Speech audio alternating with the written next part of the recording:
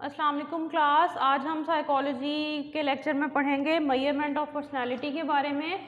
ये बेसिकली हमारा जो पर्सनालिटी का टॉपिक था हमने लास्ट टाइम कवर किया था, ये उसी टॉपिक का ही आगे फर्दर एक्सटेंशन है, उसी चैप्टर का सेकंड टॉपिक है। पहले हमने डिस्कस किया था लास्ट टाइम, ज़रा एक रिवीजन कर लेते हैं कि हमने कहा था कि पर्सनालिटी क्या होती है, कौन कौन से उसके फैक्टर्स होते हैं। उसमें हमने कुछ जो थेरीज थी पर्सनालिटी की वो पढ़ी थी, कैटल की थेरी पढ़ी थी, गार्डनर की थेरी पढ़ी थी, ठीक है। तो हमने देखा कि पर्सनालिटी के जो बेसिक बिल्डिंग एलिमेंट्स होते हैं वो क्या क्या होते हैं और डिफरेंट साइकोलॉजिस्ट के नज़दीक पर्सनालिटी क्या होती है, उसके कौन कौन से एस्पेक्ट्स होते हैं। तो आज जो हम टॉपिक कवर करेंगे उसका नाम है मेजरमेंट ऑफ पर्सनालिटी।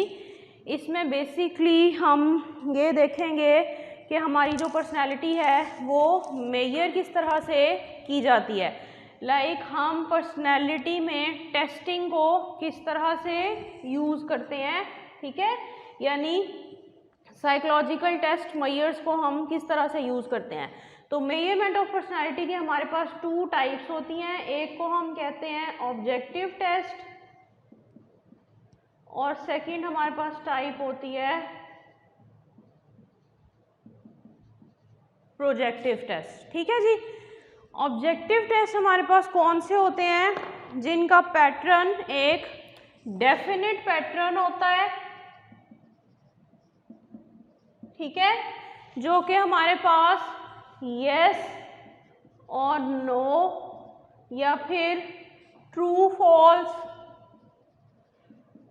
या फिर राइट रॉन्ग या फिर इस तरह या इस तरह के फॉर्मेट को फॉलो कर रहे होते हैं। इसमें हमारे पास एक डेफिनेट एक स्टेटमेंट होती है, ठीक है जी, जिसकी हमारे पास ये रेंज ऑफ आंसर्स होती हैं। यहाँ हमें येस नो की फॉर्मेट में आंसर करना होता है। जैसे एक स्टेटमेंट लिखी हुई है, आपका ये लिखा हुआ है कि मेरा मिजाज सख्त है। अगर उर्दू की कोई स्टेटमेंट लिखी हुई है तो वो इस तरह से लिखी हुई होगी और उसके आगे ऐसे दो ब्लॉक्स बने होंगे। तो उर्दू में लिखा होगा हाँ या फिर नहीं। तो आपको हाँ में अगर लगेगा कि इस तरह है तो आप यहाँ टिक कर देंगे, अगर आपको नहीं का लगेगा तो आप यहाँ टिक कर देंगे, ठीक है। इसी तरह ट्रू फॉल्स लिखा होगा तो सही गलत होगा। इसी को अगर आप इंग्लिश के फॉर्मेट के मुताबिक देख लें तो यहाँ आपकी एक लाइन लिखी होगी और आगे जो है आपके इधर कॉलम बने होंगे यस नो के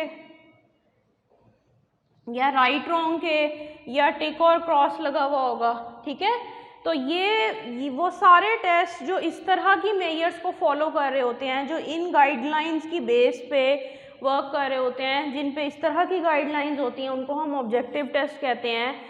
जिस तरह ऑब्जेक्टिव हमारे जो टेस्ट होते हैं, जो पेपर पेंसिल टेस्ट होते हैं, जो एकेडमिक टेस्ट होते हैं, ऑब्जेक्टिव का पेपर होता है स्टूडेंट्स को दिया जाता है, वो भी हमारे पास इसी तरह होता है कि एक जो है स्टेटमेंट लिखी होती है, उसी में से आंसर लेने होते हैं राइट रॉन्ग। तो साइकोलॉजी में पर्सनालिटी टेस्टिंग भी जो ऑब्जेक्टिव टाइप है वो यही पैटर्न फॉलो करती है कि एक स्टेटमेंट होती है और उसके हमारे पास ये रेंज ऑफ आंसर्स होती है, ठीक है।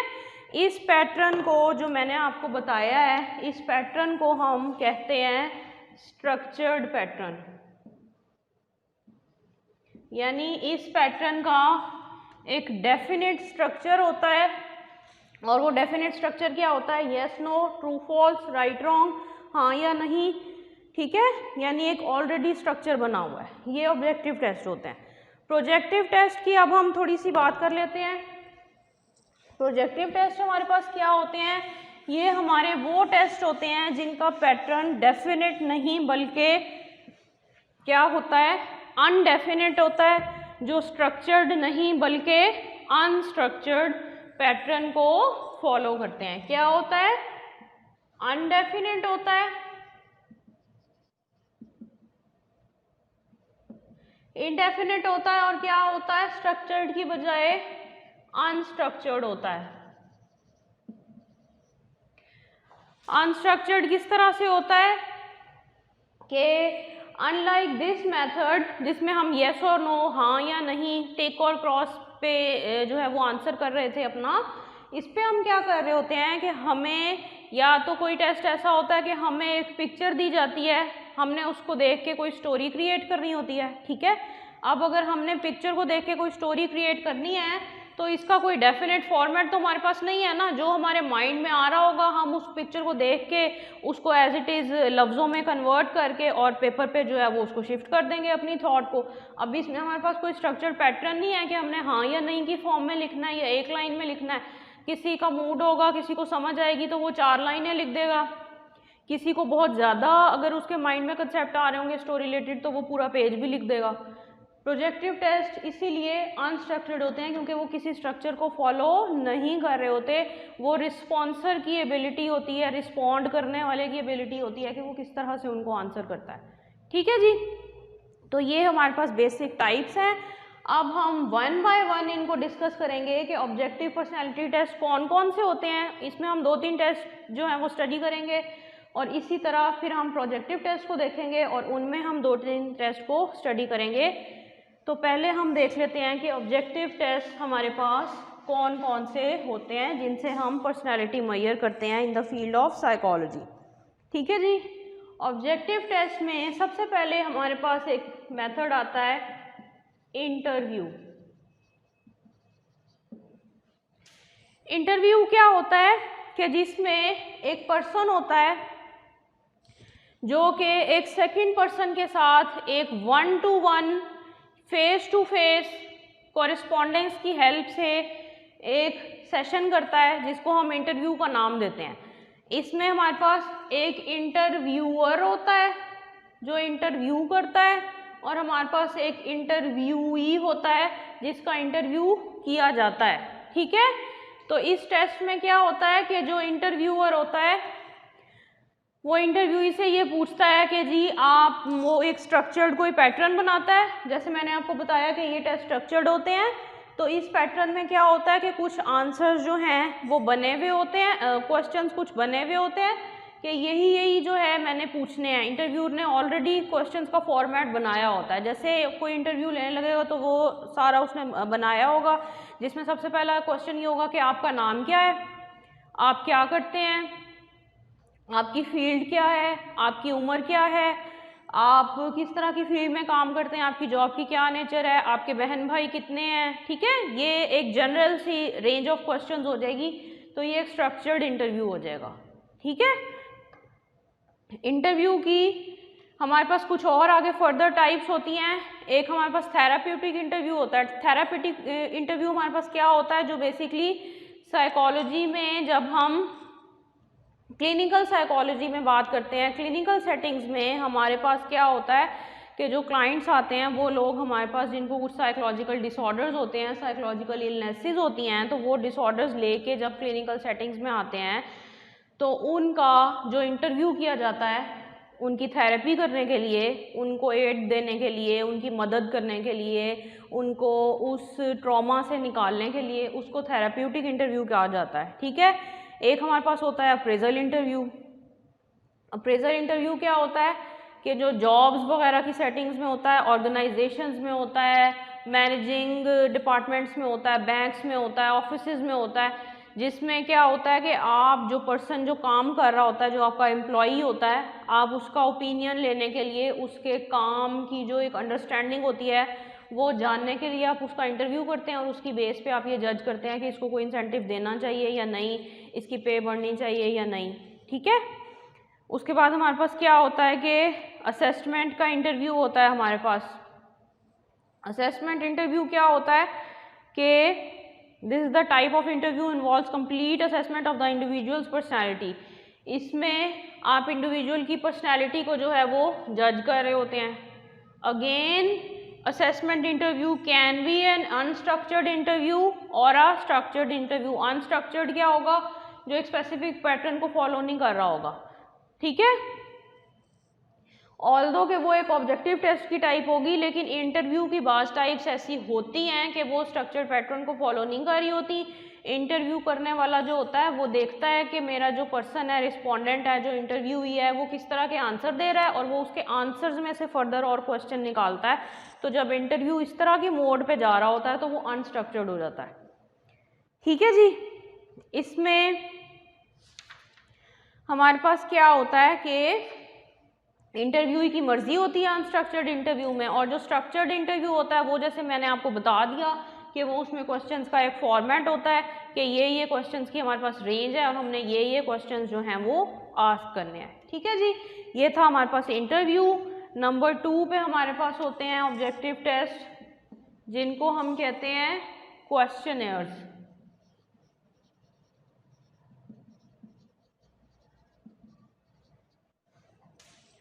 क्वेश्चनेयर्स क्या होते हैं? हमारे पास ये हमारे पास ऐसे टूल्स होते हैं बेसिकली कि जिनकी बेस पे हम अदर पर्सन को एनालाइज करते हैं। क्वेश्चनेयर्स का अगेन वही फॉर्मेट होता है। अगर आप इंग्लिश के फॉर्मेट की बात करें तो यहाँ एक स्टेटमेंट होगी, आगे जो है बिहेवियर की आंसर की रेंज लिखी हुई होगी। उर्दू फॉर्मेट की बात करें तो यहाँ लिखा हुआ होगा ऐसे आंसर्स की रेंज होगी। ठीक है, ये हमारे पास क्वेश्चनेयर होगा। इसमें क्या होगा कि इसमें 2 टाइप के क्वेश्चनेयर हो सकते हैं। एक वो क्वेश्चनेयर हो सकता है जो क्वेश्चन करने वाले ने, ऑब्जेक्टिव टेस्ट करने वाले ने अपनी मर्जी से बनाया, यानी ये यहाँ वाली जो स्टेटमेंट्स हैं उसने ऑलरेडी लिखी हुई हैं। ठीक है, और वो क्या करता है, सिर्फ यहाँ पे आंसर लेता है। एक वो टाइप हो जाएगी क्वेश्चनेयर्स की जिसको हम कहते हैं सेल्फ रिपोर्ट मेयर्स, कि जिसमें जो आंसर करने वाला होता है वो खुद आंसर कर रहा होता है स्टेटमेंट पढ़ के। ठीक है, जो भी मैंने पहले आपको बात बताई कि जो क्वेश्चन करने वाला होता है वो लिखता है, तो क्या होता है कि उसने क्वेश्चनेयर खुद जो डिफरेंट साइंटिस्ट के, बिहेवियरिस्ट के ऑलरेडी बने हुए क्वेश्चंस होते हैं या ट्रांसलेटेड क्वेश्चंस होते हैं, तो वो उसने यहाँ पे लिखे हुए होते हैं, और वो जो उसको आंसर मिल रहा होता है उस पर्सन से जिससे वो क्वेश्चन कर रहा होता है, तो वो यहाँ लिखता जाता है। सेल्फ रिपोर्ट की जब हम बात करते हैं तो सेल्फ रिपोर्ट में क्या होता है कि जो आंसर करने वाला होता है वो स्टेटमेंट को पढ़ता है उर्दू फॉर्मेट में इधर से, इंग्लिश फॉर्मेट में इधर से, और वो फिर इधर या इधर आंसर करता जाता है अकॉर्डिंग टू द सिचुएशन। ये डिपेंड करता है कि क्वेश्चनेयर की कौन सी टाइप आप अपने जो है वो सेटिंग में यूज़ कर रहे हैं। आप जो कोई बिहेवियर एनालाइज करना चाहते हैं, जिस चीज़ की टेस्टिंग करना चाहते हैं, उस पर डिपेंड कर रहा होता है कि आप क्वेश्चनेयर की कौन सी टाइप यूज़ कर रहे हैं। अब हमारे पास कुछ टेस्ट हैं जिनको हम देख लेते हैं। 1-2 टेस्ट हैं हमारे पास कि जो ऑब्जेक्टिव पैटर्न को फॉलो कर रहे होते हैं। अभी तक हमने ये देखा कि ऑब्जेक्टिव पैटर्न को फॉलो करते हुए किस किस तरह के मेन टेस्ट जो हैं उनकी टाइप्स किस तरह से होती हैं। अब हम कुछ टेस्ट के नाम देख लेते हैं, जिसमें से हमारे पास होता है फर्स्ट टेस्ट को हम कहते हैं पर्सनैलिटी फैक्टर क्वेश्चनेयर।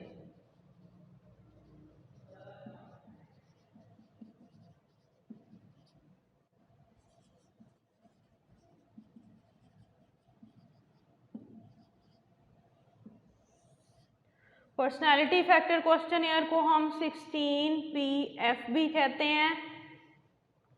16PF हम इसको इसलिए कहते हैं क्योंकि ये वाला जो पर्सनैलिटी टेस्ट क्वेश्चनेयर है, ये जो क्वेश्चनेयर जो इन्वॉल्व होता है, इसमें हमारे पास 16 फैक्टर्स होते हैं पर्सनैलिटी के, यानी ये वाला टेस्ट पर्सनैलिटी के 16 फैक्टर्स को डिटरमिन करता है। तो 16 फैक्टर्स की वजह से, उस तादाद की वजह से, उस नंबर, उस अमाउंट की वजह से 16 का फिगर लगा हुआ है इसके एब्रीविएशन में। और PF means personality factor, P for personality, F for factor and 16 for the number of factors which are involve. तो इसको हम सादा ज़बान में 16PF कहते हैं। ठीक है जी, ये हमारे पास कौन सा टेस्ट होता है जो कि हमारे 16 पर्सनैलिटी ट्रेड्स को, उन पर्सनैलिटी के क्लूज को मेजर करता है जो कि मिल के एक पर्सनैलिटी बनाती हैं एक पर्सन की। ठीक है जी, वो ट्रेड्स जो हैं वो डिफरेंट हो सकते हैं। ब्राइट, आउटगोइंग, डल, सीरियस, कैजुअल। ठीक है, तो ये डिफरेंट जो हैं ये हमारे पास इसकी रेंज होती हैं। ये 16 में से मैंने आपको 1 2 3 4 5 जो हैं वो ट्रेड्स बताए हैं। ये 16 ट्रेड्स पे बेस करता है, इसलिए इसको 16 कहते हैं। तो अकॉर्डिंग टू द क्वेश्चनेयर हर स्टेटमेंट इनमें से एक ट्रेड को डिस्क्राइब करी होती है। ठीक है, तो this is the description of personality factor questionnaire. एक और हम देख लेते हैं जिसको हम कहते हैं Minnesota multiphasic personality inventory. Minnesota multiphasic personality inventory.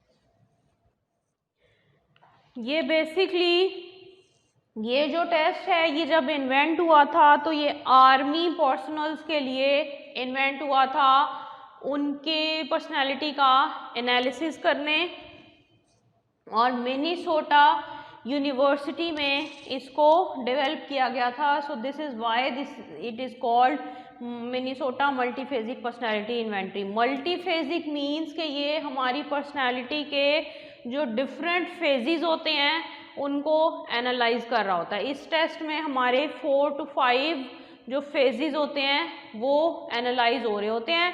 Different इसके जो है वो क्वेश्चंस होते हैं। ये थोड़ा सा लेंथी टेस्ट है, इसके क्वेश्चंस जो हैं वो 300 प्लस होते हैं according to the revised version. इसका एक पुराना वर्जन भी हमारे पास था, उसमें 500 से ज़्यादा थे।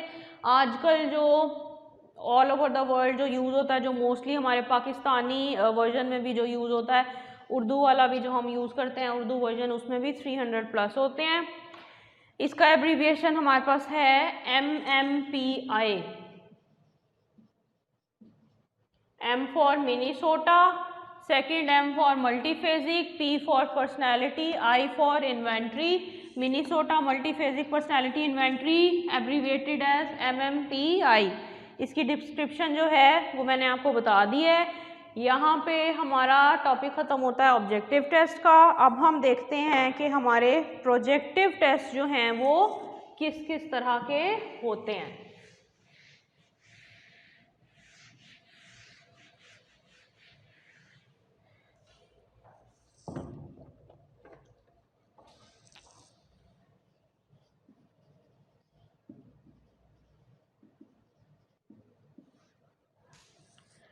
प्रोजेक्टिव टेस्ट, जैसे कि मैंने आपको बताया था जब हमने इन टाइप्स को आइडेंटिफाई किया था ऑब्जेक्टिव और प्रोजेक्टिव को, कि प्रोजेक्टिव टेस्ट हमारे पास टेस्टिंग में वो टाइप होती है जिसमें हमारे पास कोई स्ट्रक्चर्ड या डेफिनेट पैटर्न नहीं होता। इसमें क्या होता है कि हम क्लाइंट को उसकी मर्जी से रिस्पॉन्ड करने देते हैं, सो दैट उसका जो अनकॉन्शियस मटेरियल है, जो हमने फ्राइड की थ्योरी में पढ़ा था कि अनकॉन्शियस जो है वो बहुत ज़्यादा इम्पॉर्टेंट होता है, तो वो अनकॉन्शियस मटेरियल बाहर आए। प्रोजेक्टिव टेक्निक्स जो हैं वो बेसिकली साइको एनालिसिस के कंसेप्ट को फॉलो करती हैं, और वो ये कहती हैं कि हमारा जो बेसिक पर्सनैलिटी के जो क्लूज़ होते हैं, पर्सनैलिटी का स्ट्रक्चर होता है, वो हमारे अनकॉन्शियस में रह रहा होता है। तो जब प्रोजेक्टिव टेस्ट में क्लाइंट को उसकी मर्ज़ी से आंसर जाने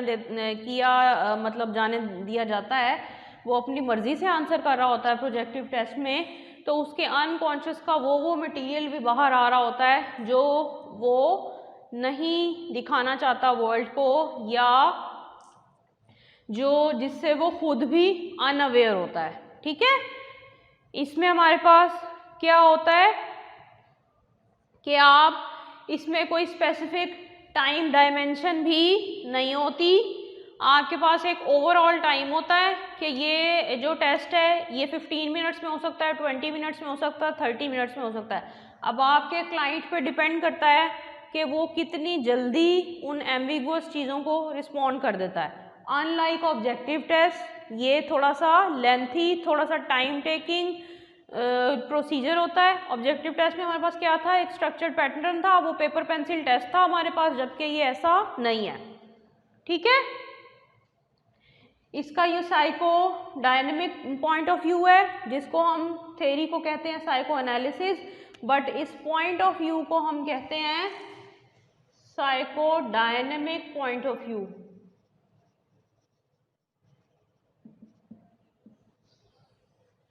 कि आपके अनकॉन्शियस का जो मटेरियल होता है, जब उसको ऐसे क्लूज मिलते हैं, एनवायरमेंटल क्लूज, तो वो बाहर आ जाता है।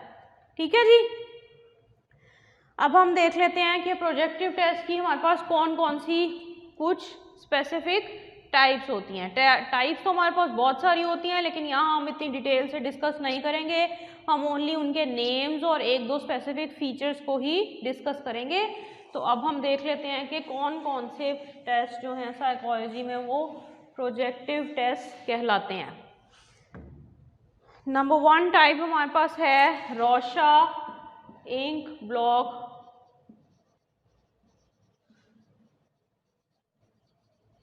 Test.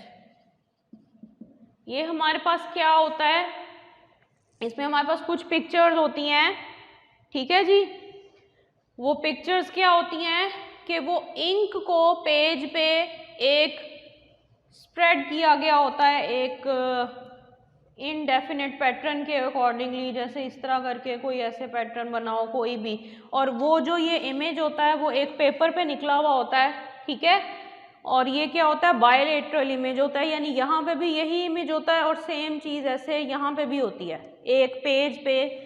Just suppose this is a page, तो इस पेज के अंदर इस साइड पे भी इमेज होता है, इस साइड पे भी इमेज होता है, और बेसिकली वो इमेजेस जो हैं वो इंक से बनाए गए हैं। This is why it is called ink blot test. ठीक है। रोशा इसको इसलिए कहते हैं कि ये जो जिस साइंटिस्ट ने इसको इन्वेंट किया था उसका नाम था हरमन रोशा। तो जब वो इंक ब्लॉट्स होते हैं पर्सन को दिखाए जाते हैं, तो उसको कहा जाता है कि आप इनकी बेस पे जो है इसका एनालिसिस करें कि ये क्या चीज़ है। आया आपको ये कोई बर्ड नज़र आ रहा है, कोई आपको ये ब्लड स्प्रेड हुआ नज़र आ रहा है, किसी की कोई फेस की कोई ख़ास स्पेसिफिक फीचर्स नज़र आ रहे हैं, आपको इन इंक ब्लॉट से क्या नज़र आ रहा है। ये बेसिकली हमारे पास 10 to 12 इंक ब्लॉट्स होते हैं जिनसे हम ये काम करते हैं। ठीक है जी।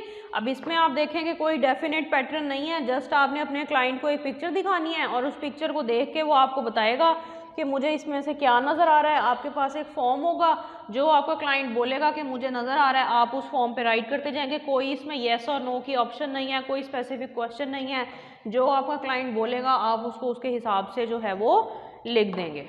ठीक है जी। नंबर 2 हमारे पास आता है thematic apperception test. Type number 2 is thematic apperception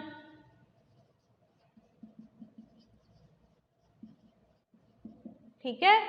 और इसी का एक ये बेसिकली ये वो वर्जन होता है जो हम एडल्ट्स पे करते हैं, एडल्ट्स पे लगता है ये वाला टेस्ट।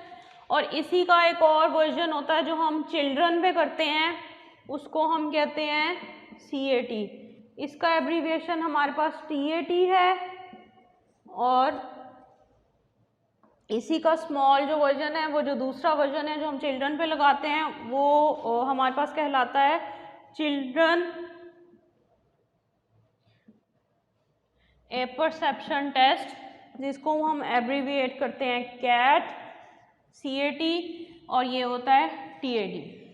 तो TAT को पहले हम देखते हैं। TAT बेसिकली क्या होता है कि ये भी हमारे पास कुछ पिक्चर्स होती हैं, जैसे हमारे पास रोशा इंक ब्लॉक टेस्ट में थी, लेकिन वो रोशा इंक ब्लॉक टेस्ट जो था हमारे पास वो ये था कि उसमें हमारे पास इंक ब्लॉट्स थे, वो इंक से स्प्रेड किए गए थे इमेजेस, इसीलिए हम उसको इंक ब्लॉट टेस्ट कह रहे थे। ये क्या होता है कि इसमें कुछ पिक्चर्स होती हैं, कुछ पिक्चर्स ऐसी होती हैं जिनमें कुछ फीमेल्स बनाई गई होती हैं, कुछ में मेल्स बनाए गए होते हैं, कुछ में कोई सीन होता है कि कोई फैमिली खड़ी हुई है, कोई कपल खड़ा हुआ है, किसी में कोई नेचुरल सीन होता है, किसी में कोई बच्चा होता है।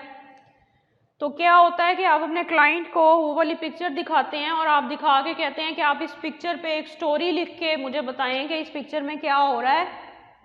जो आपका क्लाइंट उस स्टोरी में जो मटेरियल लिखता है उससे आप उसकी पर्सनैलिटी का एनालिसिस करते हैं। ठीक है। आपके क्लाइंट की जो अनकॉन्शियस विशेस और डिज़ायर्स होती हैं वो उसकी पिक्चर में आपको स्टोरी में आपको बहुत वाज़ेह नज़र आ रही होती हैं। ठीक है। ये हमारे पास 20 जो हैं वो टेस्ट होते हैं, जिसमें से एक जो पेपर होता है वो बिल्कुल ब्लैंक होता है, उसमें क्लाइंट अपनी मर्जी से स्टोरी लिख रहा होता है। इसी का वो वर्जन जो हम चिल्ड्रन के लिए यूज़ करते हैं, उसमें पिक्चर्स डिफरेंट होती हैं बड़ों से और कार्ड्स भी कम होते हैं, उसको हम कहते हैं चिल्ड्रन ऐप परसेप्शन टेस्ट। उसमें भी बिल्कुल इसी तरह पिक्चर्स होती हैं और हम किसी भी चाइल्ड से जिससे हम टेस्ट करवाना चाह रहे होते हैं उसको हम कहते हैं कि आप बताओ कि इस पिक्चर में क्या हो रहा है, और जो भी हमें वो चाइल्ड बताता है वो अपनी स्टोरी लिख देता है। जो वो स्टोरी लिखता है हम उससे उसका एनालिसिस करते हैं, बिल्कुल इसी तरह जैसे हम TAT में कर रहे थे। ठीक है जी, so this was TAT and CAT। अब हमारे नेक्स्ट टाइप आ जाती है वर्ड एसोसिएशन टेस्ट की।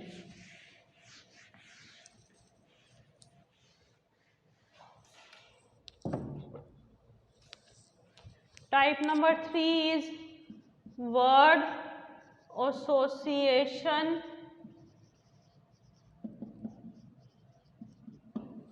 टेस्ट।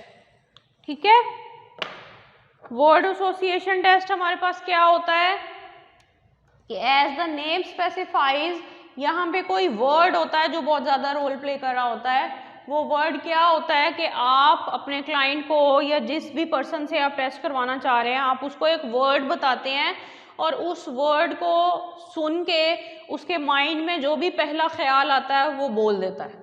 ठीक है, जैसे आप कोई वर्ड बोलते हैं गर्ल, तो आपका क्लाइंट क्या कहता है कि वो उसकी माइंड में आ जाएगा फीमेल, वो बोल देगा। वो अगर उसके माइंड में आ जाएगा ब्यूटी तो वो बोल देगा। तो वो जो भी वर्ड आपके वर्ड से एसोसिएट करके बोलेगा उससे आप उसकी पर्सनैलिटी का एनालिसिस करेंगे। क्या होगा कि एक पेपर पे आपने सारे जो हैं वो वर्ड्स लिखे होंगे, जो आपके क्लाइंट में उस वर्ड को देख के जो पहला ख्याल आएगा आप आगे राइट करते जाएंगे, और जो ये वाली उसकी रिटन लिस्ट होगी इन वाले वर्ड्स को देख के आप इस लिस्ट से उसका एनालिसिस करेंगे। This is why it is called word association test, यानी एक वर्ड को सुन के आपका माइंड किस तरह से उस वर्ड की एसोसिएशंस बना रहा है, दूसरे वर्ड्स को कैसे उसके साथ एसोसिएट कर रहा है। ठीक है जी, नेक्स्ट टाइम हमारे पास आती है जो हमारे पास प्रोजेक्टिव टेस्ट की लास्ट टाइप है, उसको हम कहते हैं Rotter's incomplete sentence blank. Rotter's incomplete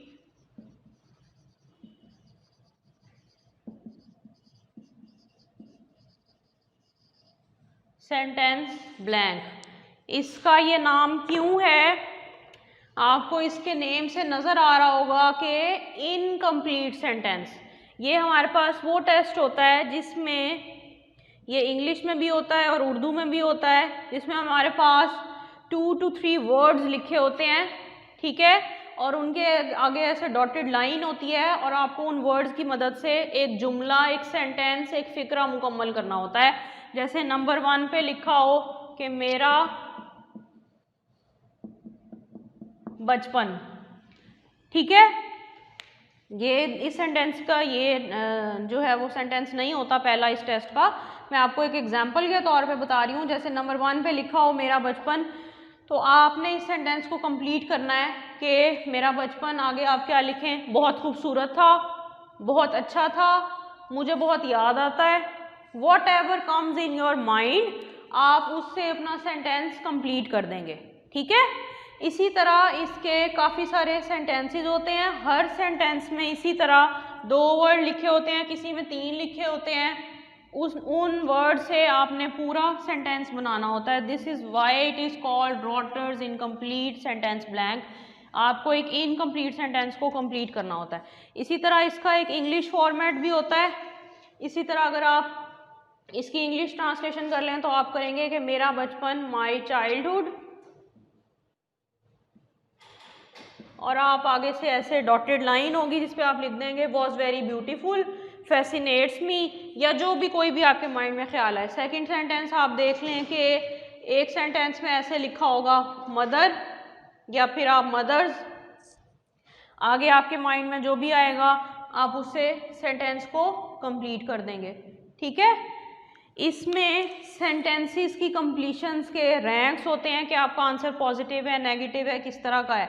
अगर कोई पॉजिटिविटी से रिस्पॉन्ड करता है, उसका आंसर पॉजिटिविटी शो कर रहा है, तो वो एक अलग पर्सनैलिटी टाइप होगी। किसी का नेगेटिव आंसर जो है वो शो कर रहा है, नेगेटिविटी शो कर रहा है, तो अलग टाइप होगी। बाज़ लोग ब्लैंक भी छोड़ देते हैं किसी किसी आइटम को, ठीक है। तो जो ब्लैंक छोड़े जाते हैं उनकी भी एक जो है उनका भी एक एनालिसिस होता है, ठीक है। तो ये हमारे पास था रॉटर्स इनकम्प्लीट सेंटेंस ब्लैंक। यहाँ पे हमारा आज का टॉपिक क्लोज होता है। प्रोजेक्टिव टेस्ट हमने ये डिस्कस कर लिए। आज हमने पढ़ा मेजरमेंट ऑफ पर्सनैलिटी, जिसमें मैंने आपको बताया कि बेसिकली पर्सनैलिटी मेजरमेंट हम करते कैसे हैं। हम कुछ टेस्ट की मदद से करते हैं जिनको ऑब्जेक्टिव और प्रोजेक्टिव टेस्ट कहते हैं। ऑब्जेक्टिव टेस्ट एक क्लियर पैटर्न को फॉलो कर रहे होते हैं, स्ट्रक्चर्ड होते हैं, पेपर पेंसिल टेस्ट होते हैं, एक डेफिनेट आंसर की रेंज होती है। उसमें हमने पढ़े इंटरव्यू पढ़ा हमने, उस पर स्ट्रक्चर्ड अनस्ट्रक्चर्ड था, क्वेश्चनर पढ़ा, सेल्फ रिपोर्ट मेजर्स पढ़ी, 16 पर्सनैलिटी फैक्टर टेस्ट पढ़ा, मिनीसोटा मल्टीफेजिक पर्सनैलिटी इन्वेंट्री पढ़ी जिसको हम MMPI कह रहे थे, जो मैंने आपको बताया कि वो बेसिकली आर्मी डिपार्टमेंट्स के लिए इन्वेंट हुई थी। और आजकल वो जनरल जो पैथोलॉजी के हमारे पास पेशेंट्स होते हैं क्लिनिकल सेटिंग्स में, हम उन पर भी लगाते हैं, बट वो थोड़ा सा लेंथी हो जाता है। उसके बाद हमने देखा प्रोजेक्टिव टेस्ट क्या होते हैं। वो टेस्ट जो किसी क्लियर पैटर्न को फॉलो नहीं कर रहे होते हैं, अनस्ट्रक्चर्ड होते हैं। आंसर देने वाले की मर्जी होती है कि वो किस तरह आंसर दे, हम उसके आंसर को एनालाइज करते हैं, ठीक है। उसमें से हमने सबसे पहले पढ़ा Rorschach ink blot test. Ink blot test में क्या था, हमारे पास इंक के कुछ धब्बे थे, स्टेन्स थे, जिसकी मदद से इमेज बनाए गए थे और पर्सन ने देख के बताना था कि वो इमेज जो है वो क्या है। वो किसी का कोई ब्लड का स्टेन है, कोई परिंदा है, कोई बर्ड है, किसी का इमेज है, कोई चीज़ है, किसी का फेस है, क्या है, वो देखने वाले पे डिपेंड कर रहा होता है। उसके बाद हमने देखा कि TAT क्या है। TAT हमने कहा कि वो थेमेटिक परसेप्शन टेस्ट होता है। उसकी एक अदर टाइप थी CAT, उसमें हम पिक्चर्स दिखा रहे थे। बच्चों वाला वर्जन अलग था, बड़ों वाला वर्जन अलग था। फिर हमने कहा RISB, इसका जो है हमारे पास जो इसकी शॉर्ट फॉर्म है वो RISB है। उसमें हम इनकम्प्लीट सेंटेंसेस दे रहे थे, इंग्लिश और उर्दू वर्जन्स थे। तो यहाँ पे हमारा आज का टॉपिक ख़त्म होता है। आपकी पर्सनैलिटी का टॉपिक यहाँ पे क्लोज हो गया है। आज हमने पर्सनैलिटी टेस्टिंग पढ़ ली है।